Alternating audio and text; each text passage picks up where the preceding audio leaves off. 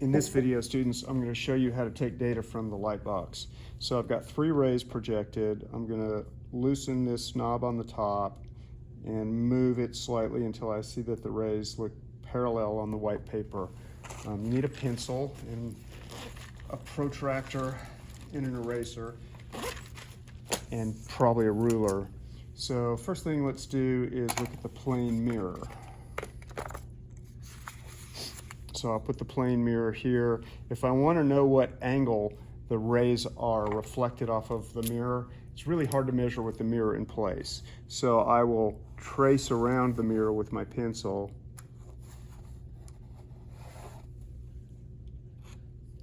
Now I've got the outline of the mirror. If I pick the mirror up, I know where it was. I'm going to put 2 dots on each ray, like at the center of the ray, and I'll put an arrowhead on the paper showing the direction of the ray so I can draw them later. These rays are really faint. You may not be able to see them in the video, the reflected rays, but I can see them. And then I'll put 2 dots on each one of those and an arrow. Although really at this point I don't need the arrows anymore because I know what I drew for the first set of rays, the incident rays. Now I pick it up, pick everything up, and I can take the protractor and the ruler and draw the rays. I just line up the protractor with the 2 dots, draw the rays that go to the mirror by looking at the arrowhead, and complete this by drawing the reflected rays that go from the mirror. Line up the protractor or the ruler with the 2 dots, start the reflected ray at the mirror, and just send it away from the mirror. Data is not perfect, but it's going to be better than other ways I can get the data. I'm going to put the ruler down here, and I'm going to draw a normal line which is perpendicular to the surface of the mirror that splits those 2 rays, and then I put the protractor down with its little dots centered at the center of where the normal and the 2 rays intersect, and I could read the angle. The angle is read from 0, left and right, so I can see that this ray is at 30 degrees exactly, and I'd probably write that down.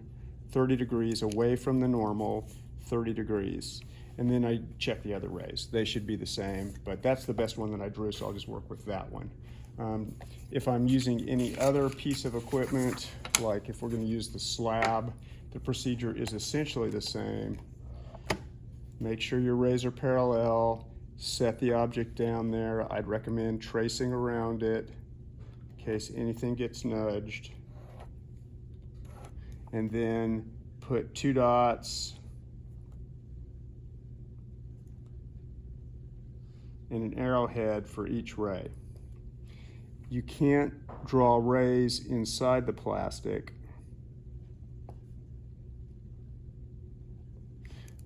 but you know where the rays went outside the plastic. So if I draw a ray inside the outside the plastic, and then the exiting ray, so that was an incident ray, and then this ray leaves the plastic, I know that the line that connects those 2 rays is the path of the ray inside the plastic block. So I can draw that. I don't know if you can see that very well, but that's the procedure. I'd probably go ahead and draw all the rays. Again, lining up your ruler or protractor with the 2 dots, and draw the incident rays. And then the exiting rays. These are the refracted rays for this situation. And then connect the lines between.